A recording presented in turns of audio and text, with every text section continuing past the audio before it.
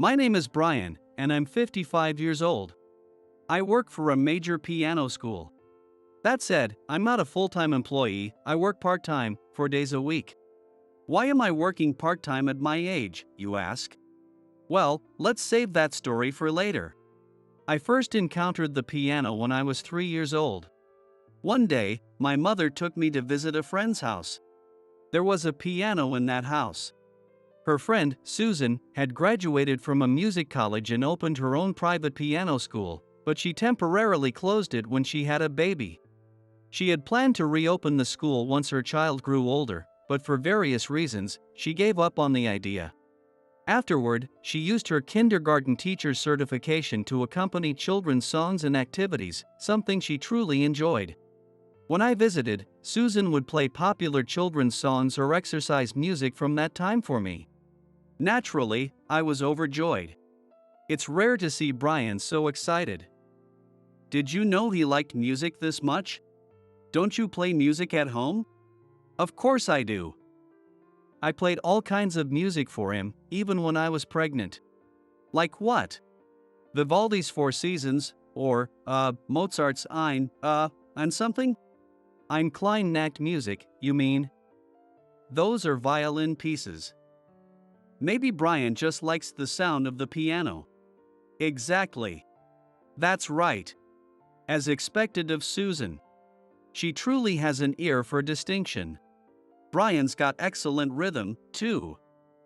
Do you think he might have perfect pitch? No way. You know how tone-deaf both my husband and I are.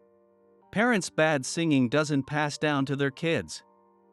You might want to test him when he gets older. Oblivious to their conversation, I danced wildly to the rhythm, giggling with glee. If he likes it this much, maybe I should have him take piano lessons. It's too early for that. For now, just bring him over to my house to play. And so, I started tagging along with my mother to Susan's house almost every week. Susan introduced me to all kinds of music. She played everything from children's songs to theme songs from robot anime. Sometimes, at my mother's request, she would play classical pieces by Bach, Beethoven, Chopin, or Debussy. Every piece was fun, beautiful, and felt like magic flowing from Susan's fingertips. My favorite was Liszt's La Campanella. I loved its bouncing notes and would twirl around to the rhythm. Brian, you have such a taste for challenging pieces. The other day, you were completely mesmerized by Alcan's concerto. Alcan's concerto is concerto for piano solo, which is very difficult to play. It's a concerto played on just one piano. Intense, fast-paced, so complex it made my head spin. Every note of Alcan's concerto felt like it twisted my brain. The intricate finger movements seemed like they would tangle, and the sound pouring out felt almost overwhelming. For my young self, it was thrilling beyond words. What is this? I thought, utterly captivated. Even Susan seemed to find the piece challenging, so I ended up watching recordings of televised performances over and over again. I couldn't help but feel a bitter envy toward the pianist, who played those torrential notes with a calm, effortless expression. How is this person playing so easily? If they can do it, then so can I. Why did I believe that? Kids are fearless. Looking back now, I shiver at the audacity of my ambitions, but it was this bold determination that set me on the path of the piano. By the time I entered elementary school, my parents bought me a piano, and I started formal lessons. Naturally, my teacher was Susan. Since she was busy with work during the week, my lessons were limited to 3 hours every Saturday. I wanted to go every day, but it wasn't feasible. She had her own schedule, and her house wasn't close enough for me to go on my own. My mother worked part-time too, so weekends were the only time she could take me. To make up for it, I practiced at home every day. Fortunately, we lived in a detached house in the countryside, with some distance from our neighbors. There was sound leakage, but since I mostly played in the evenings, no one ever complained. In fact, some neighbors even praised me. Brian, did you start learning piano? You're so dedicated with your practice, it's impressive. It's fun hearing you get better day by day. Some people even say things like that, and I've become a bit of a local celebrity. I've got to get even better so I can earn more praise. With those thoughts driving me, my passion for the piano only grew stronger. Can you play that one next time? Liszt's La Campanella. When someone said that to me, I immediately replied, "That's impossible." I was happy to find someone who liked the same piece, but with my small, elementary school hands, that piece was out of reach. I simply couldn't master it. It'll take at least 5 years. When asked if I'd be able to play it after 5 years, all I could do was hedge with, "Well, maybe." Still, I thought, one day I'll play it. I have to play it. And so, my obsession with the piano deepened. Through middle school, high school, it was piano, piano, piano. Playing the piano is so girly. Some classmates would say, throwing misguided jeers my way, but I didn't let it bother me. Your ignorance is embarrassing. Try educating yourself. I used to say things like that and end up making people upset. That wasn't right of me. I regret it now. I aim to attend a music university, but music schools are expensive. Compared to violin or flute, piano costs are a bit more manageable. But serious training with a skilled professional still requires a significant investment. Even competition entry fees can be exorbitant. We were an average family at the general standard. We weren't wealthy at all. I dreamed of attending a top-tier music university in the country, but that required a full scholarship. To earn that, I needed to place highly in major competitions. Without top-level achievements, the dream of a tuition-free scholarship would remain just that, a dream. So, I devoted myself to daily practice. Evening practice wasn't enough. I practiced in the mornings and at night too. By then, I was already skilled enough that no one minded the sound of the piano. If anything, people were happy to see my growth. "Brian, you've gotten so good. You're practically a professional pianist now. Really, you've grown so much. I'm feeling old just thinking about it. So, when's your big debut?" Some people were surprisingly eager, and I remember signing about 3 autographs for them. Thanks to the support of my neighbors, I managed to win the gold prize in the country's largest piano competition. This secured my spot as a scholarship student. Once I entered university, my life became completely consumed by the piano. For someone who loved it as much as I did, it was a dream come true. However, even with tuition covered, there were still expenses for rent, food, and the study materials. My parents covered the rent, and I received some allowance from them, but competitions will only increase from now on. There will probably be opportunities for overseas training as well. I'm going to need a significant amount of money. So, I found part-time jobs that wouldn't interfere with my piano practice. First, I started with customer service in the food and beverage industry. I worked as a server at a small, old cafe run by an elderly couple. This opportunity came at the recommendation of one of my professors. "Brian, you don't smile much. You spend so much time staring at the keys, but to truly perform well, you need to empathize with the composer and connect with their emotions. Music comes from within.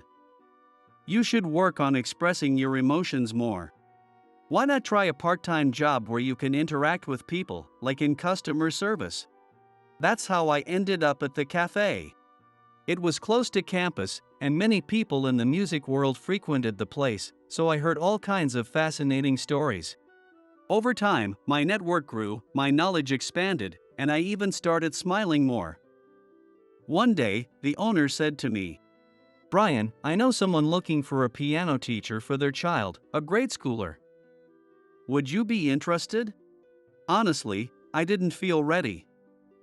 I was still a student myself, and the thought of teaching someone else felt daunting. But when I consulted my professor, he encouraged me. "Why not? You've won a gold prize in a national competition. And you're getting better at interacting with people. This is a great opportunity. Give it a try." With his support, I decided to teach piano to the elementary schooler. Once I started, I realized how incredibly difficult it was. No, not like that. That's wrong. Why can't they get this? Watching someone struggle to play was far more frustrating than I had anticipated. I quickly hit a wall in my teaching ability, and ultimately, I was asked to step down. I felt too ashamed to face the cafe owner or my professor. It happens. Playing and teaching are two entirely different skills. We're all still learning. Even so, I couldn't shake my frustration at my own shortcomings. Determined to improve, I quit my part-time job and threw myself into practicing piano even harder. Occasionally, I worked as a hired pianist in seedy bars, more for a change of pace than anything else. The bars were full of drunk patrons who barely paid attention to the music. When someone did listen, they'd make requests for old ballads or the latest pop songs. Occasionally, someone in the audience would actually pay attention and say, "Hey, play that song," requesting old ballads or popular hits of the time. At first, I hated it and refused outright. This isn't a concert hall or a hotel lounge, I was told. If a customer requests a song, you play it. That's your job. If you don't like it, then quit. It hurt my pride to play trendy pop songs, but I wasn't ready to return to teaching either. It was an era when music played everywhere, in stores and on the streets. I picked up those tunes by ear and played them as the customers requested. Looking back, it was a valuable experience. The unfamiliar melodies were fresh and deeply moving. So, there's this kind of music too. Those discoveries broadened my musical horizons and even nourished my soul a little. By my third year of college, I had gained enough time and confidence to try teaching piano again. This time, I approached it differently, recalling how Susan had taught me. I focused on drilling the fundamentals. This method turned out to be helpful not just for my students but for me as well. Revisiting the basics enriched my sound. The fullness of tone I achieved confirmed that a solid foundation, built in childhood, truly makes a difference. Keep it up. Future pianists of the world. With that sentiment in mind, I devoted myself to teaching. When a child felt like crying from frustration with practice, I'd play a piece from their favorite anime to keep them interested. This approach became popular, and before I knew it, I was teaching piano to children from several families. After graduating from university, I looked overseas for my next step. A university professor who had heard my performance at a competition reached out to me. I threw myself into studying a foreign language, honing my piano skills, and finally made my way to my dream destination abroad. Hearing this story, some might think, what a brilliant career, despite the ups and downs. But here I am, 55 years old, working part-time. It's not exactly something to brag about. I currently work at a well-known, nationwide piano school. This school boasts an impressive roster of instructors, many of whom are award winners from prestigious competitions. And the standard of teaching is exceptionally high. The average age of the instructors is around their mid-30s. I haven't entered competitions in the past few years, but I still keep up with the latest information. The instructors here are all top-level pianists, many with high rankings in major competitions. The students are lucky to be taught by such talent. Of course, having a staff of such renown means tuition isn't cheap. Still, given the school's reputation and location, it attracts many affluent families. Some students even request specific instructors by name. Many instructors are also active performers, often unavailable for lessons due to concert tours. As a result, the school is always hiring to fill gaps. This year, a new employee joined us, a graduate from an elite national music university. Her name is Emily, and I heard she graduated at the top of her class from the leading national music university I had once given up on. What a reliable and promising newcomer we have. She's close in age to the kids, and she'll likely share insights into the latest trends in piano education. Naturally, I had high hopes for her. But those hopes were crushed the moment we met. As soon as she saw me, she said, Are you the janitor? There's some trash over there. No hello, no nice to meet you. Why the commanding tone right out of the gate? Is this how young people act these days? I am thoroughly confused. No, I'm one of the instructors here. My name is Brian. Nice to meet you. What? An instructor? How old are you? The interrogation began. I'm 55. Why? 55? What era did you graduate from? And by the way, your photo wasn't in the school brochure. She must have been referring to the brochure that introduces the school and its staff. Seriously, I'm introducing myself here. And she's just ignoring me? I'm part-time, so my photo isn't included in the brochure. Part-time? At 55? That's ridiculous. Ridiculous or not, I'm standing right here, aren't I? Do you even know where you are? This is the premier piano school every music student dreams of. And you're part-time? At 55? Aren't you embarrassed? Why should I be embarrassed? Her logic made no sense to me. You are Emily, right? Perhaps you could try speaking more calmly and respectfully when addressing others. And why should I listen to an old man like you? Mind your own business. Don't talk to me.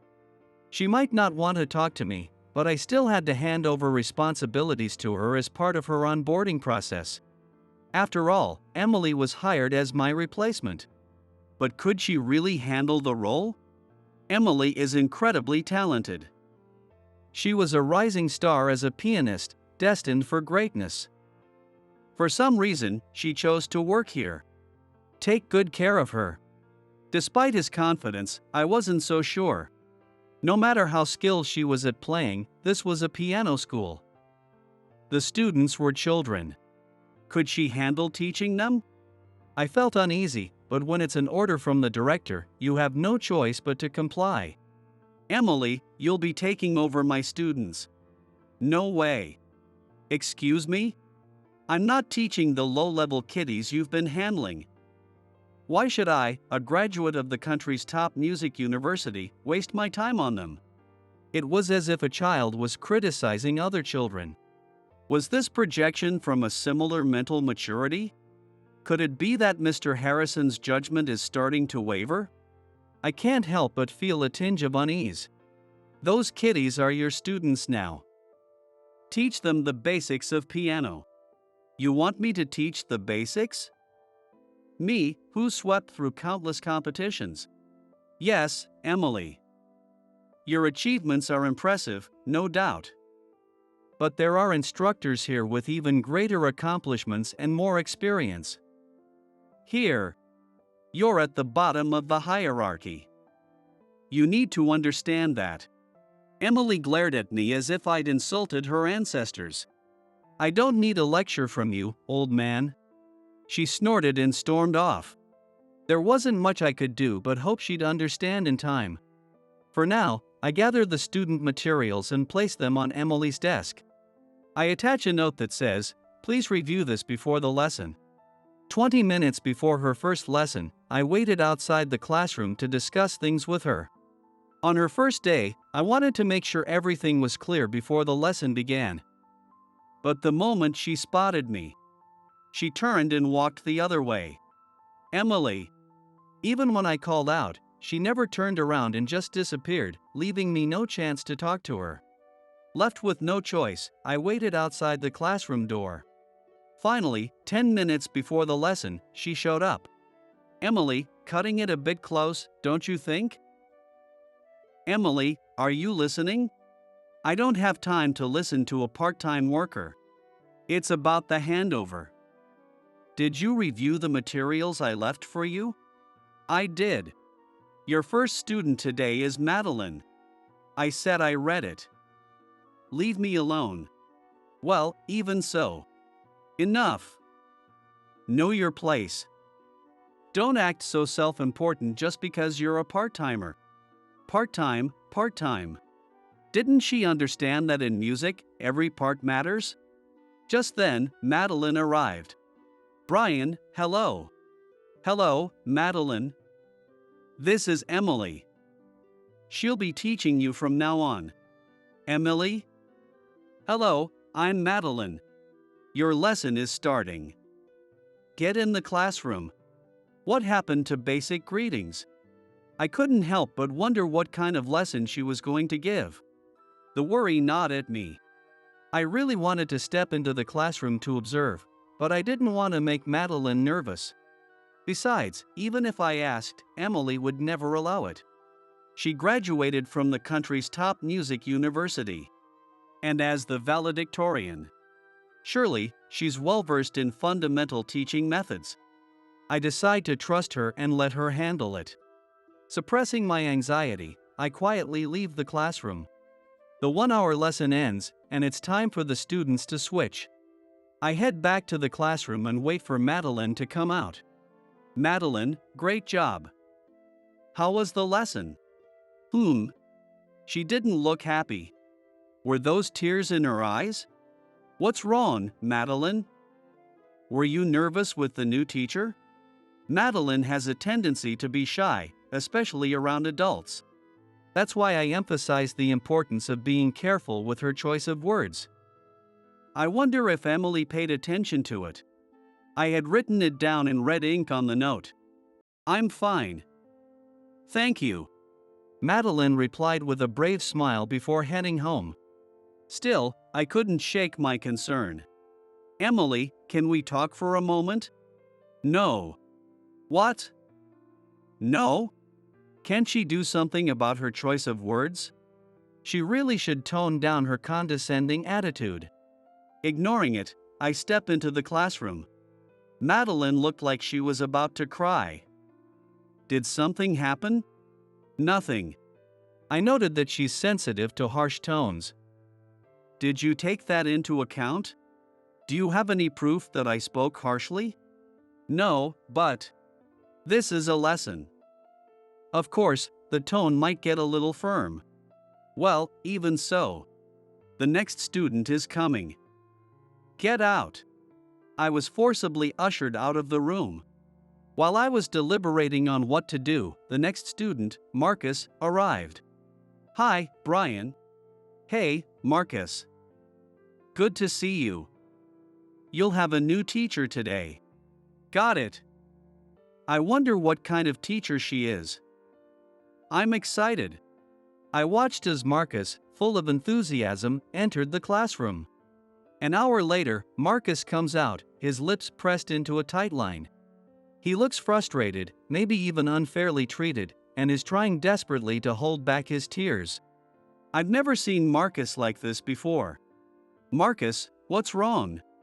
I called out to him, but he took off at full speed. The 3 students after him also left with dark expressions. This was bad. I needed to have a serious conversation with Emily. Emily, I'll be observing all your lessons tomorrow. Absolutely not. It's not up for debate. I'll speak with Mr. Harrison to make sure this isn't a problem. Well, I'll just tell him I can't focus on lessons with you in the room. This was getting us nowhere. I brought it up with Mr. Harrison, but he said, maybe the kids were more nervous because you were in the room. It's their first day. So they were just a little tense. They'll be fine next time. How carefree of him. Since Mr. Harrison said that, there's nothing more I can do. Whatever happens, don't say I didn't warn you. I gave a proper warning, after all. And just as I feared, more and more kids stopped coming to lessons. Recently, my child hasn't wanted to go to lessons. They used to love the piano and always looked forward to it. I don't think the new teacher is a good fit. Mr. Brian, could you teach my child again? The complaints kept piling up, so I discreetly began investigating. What I found was troubling. Emily's teaching style wasn't just strict, it bordered on intimidation. One parent, disturbed by their child's behavior after lessons, had secretly recorded a session. When I listened to the recording, I was horrified. That's not what I told you. Why can't you even do this? I already said that won't work for competitions. Do you think you'll get anywhere playing like that? Ah. Why aren't you following instructions? Do you think you'll ever make it as a professional this way? This wasn't teaching, it was berating. Many piano students are sensitive by nature. This kind of approach could crush their spirits. The soundproofed classrooms meant no one outside could hear what was happening. So no one realized how she was conducting her lessons. But ignorance wasn't an excuse. This was a failure on my part as well. Still, as much as I wanted to step in, I was no longer in a position to teach. Emily needed to adapt and succeed in her role. But any attempt to talk to her was met with outright rejection. I don't need advice from a part-timer. Frustrated, I turned to Mr. Harrison again. Mr. Harrison, could you please talk to her? She won't listen to me. She told me you didn't provide a proper handover and that's why she's struggling. Excuse me? I put together a proper set of materials for the handover, complete with a memo containing my personal observations. It detailed who each student is and what they excel at. I even included notes on their finger technique habits and recommended practice methods. She refused to let me explain it, but if she actually read through the materials, there wouldn't be a single issue. That's how thorough and flawless the handover document was. Don't mess with me. Emily, don't lie. Did you actually read the handover materials I provided? Yes, I read them. Then why are your lessons the way they are? I have my own way of teaching. Stop interfering. Some students are here to compete and win prizes, but others are here simply because they love the piano and want to enjoy playing. Adjust your teaching to suit their goals. I am adjusting. Then why are so many students leaving your lessons looking upset or on the verge of tears? How should I know? Maybe they just don't have the grit. If they're breaking down over this, they'll never make it to the top. She wasn't wrong that rising to the top requires tremendous effort and resilience. I've lived that experience myself, pouring my heart and soul into reaching this point. She's probably the same way. I get that. But that's the mindset of someone with a strong determination to become a professional. It's unreasonable to expect the same from elementary or middle school students. Time continued to pass without resolution. At this piano school, we held regular recitals featuring the instructors. These weren't formal concerts but open events in a public space at the shopping mall. Anyone could listen for free. The goal was to introduce more people to music while also promoting the school. Many regular attendees looked forward to these performances, and the space was always packed with spectators. This time, the recital served as an introduction for our new instructor, Emily, who was set to perform. The day of the recital arrived. As expected of an elite music school graduate, Emily delivered a technically brilliant performance, demonstrating her seasoned stage presence. But something felt rigid. Her playing lacked warmth, roundness in the notes that would have made her performance truly captivating. It was a shame. Her style was precise, befitting someone of her caliber, but it felt overly mechanical, almost clinical. The music adhered strictly to the score, but it lacked the interpretative nuance that breathes life into a piece. If it were me, I'd play it this way. I thought to myself as her performance ended. Wait. There were supposed to be 2 more pieces in her set. Why was she stopping now? Puzzled, I watched as she turned to the audience and said something shocking. Next, we have a performance by my esteemed senior, Brian. What? What was she talking about? I wasn't scheduled to perform. What was this woman doing? Emily steps off the stage and walks toward me. With a smile full of sarcasm, she said, "Aren't you an instructor too, even if only part-time? I thought I'd give you the chance to stand on such a grand stage. After all, you probably never get this kind of opportunity. Go ahead, show us what you've got." Unbelievably, Emily forced me to play the piano.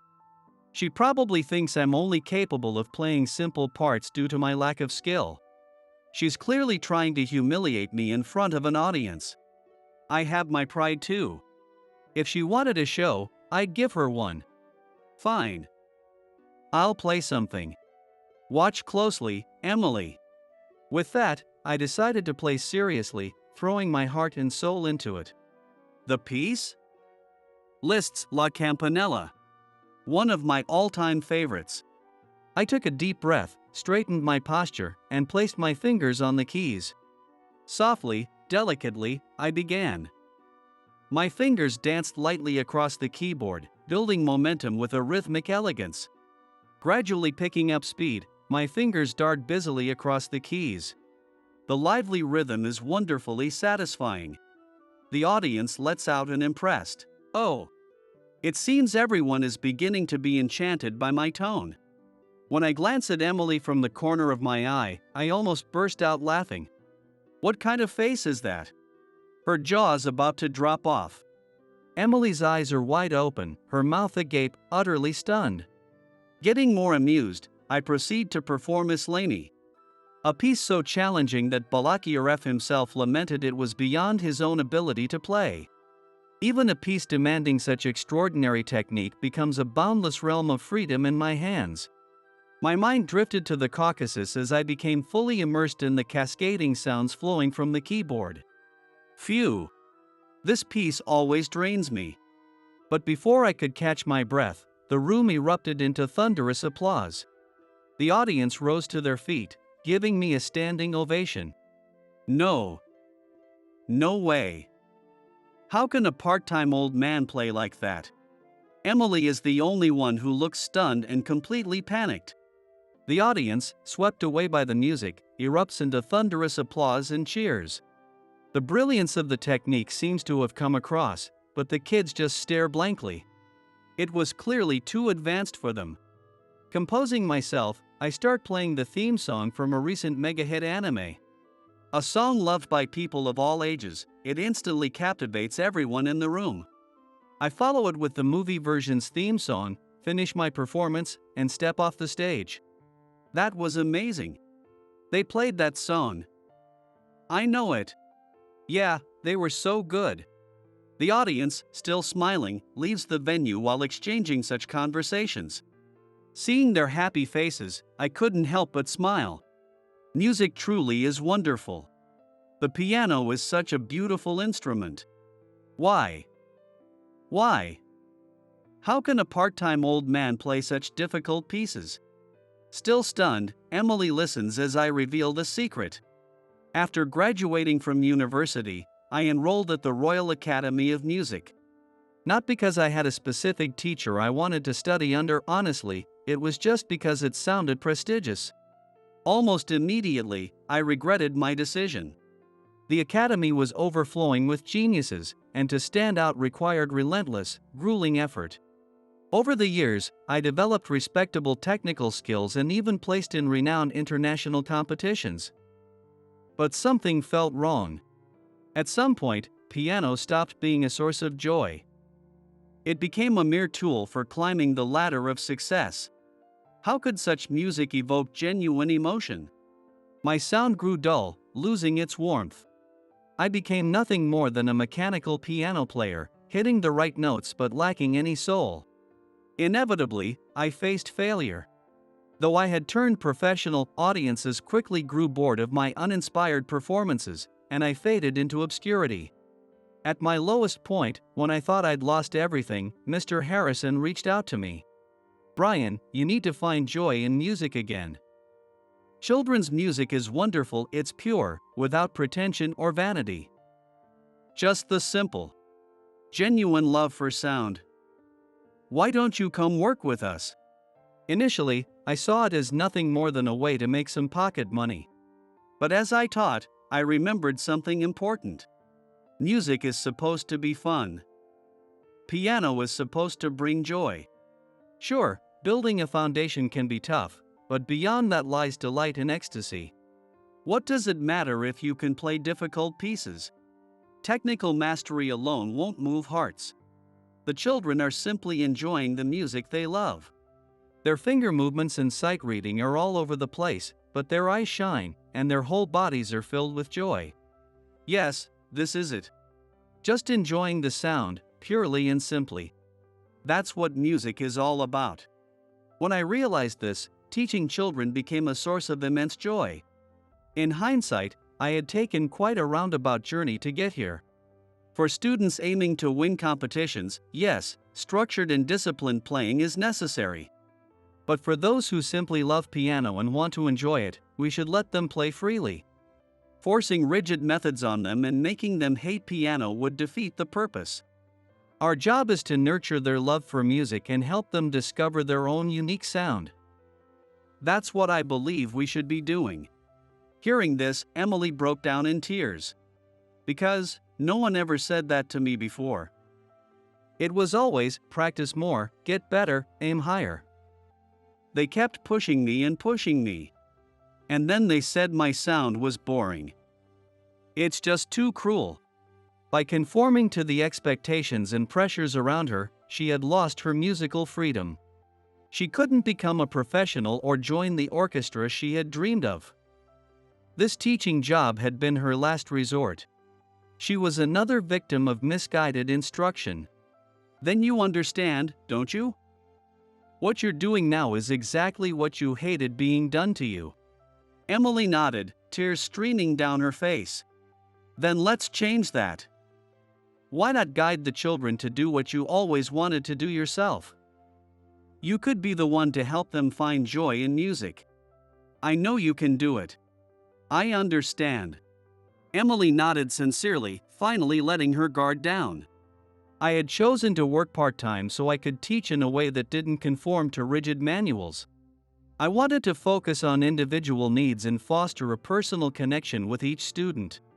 Next month, I'll be taking over as the school's director. This means I'll no longer be able to teach private lessons. I explained this to Emily clearly. When I become the director, I plan to give our lessons more flexibility. Instead of students saying, I improved my technique because of this school, I want them to say, I loved coming here. I fell even more in love with the piano. That's the kind of environment I want to create. Will you help me? Are you sure you want me? After all the times I mocked you and called you a part-time old man. True, that was tough to hear. But now you understand, right? Yes. Then that's all that matters. Let's leave the past behind and focus on moving forward. Speaking of which, can we discuss tomorrow's lesson plans? Yes, please. The more someone understands pain and suffering, the kinder they can become. That's what I believe. Emily had likely built walls around herself to avoid further hurt. I don't want to be mocked. That determination had led to her arrogance. But who hasn't gone through such a phase? I've been there myself and suffered the consequences, so I understand it well. Emily, in a way, was still a child, someone who needed a guiding hand to help her find her footing. I have 55 years of knowledge and experience. I'll share it all with her, sparing nothing. One day, I'm certain Emily will become one of the finest instructors this school has ever seen. Together, as two imperfect individuals supporting each other, I hope we can help our students achieve their big dreams.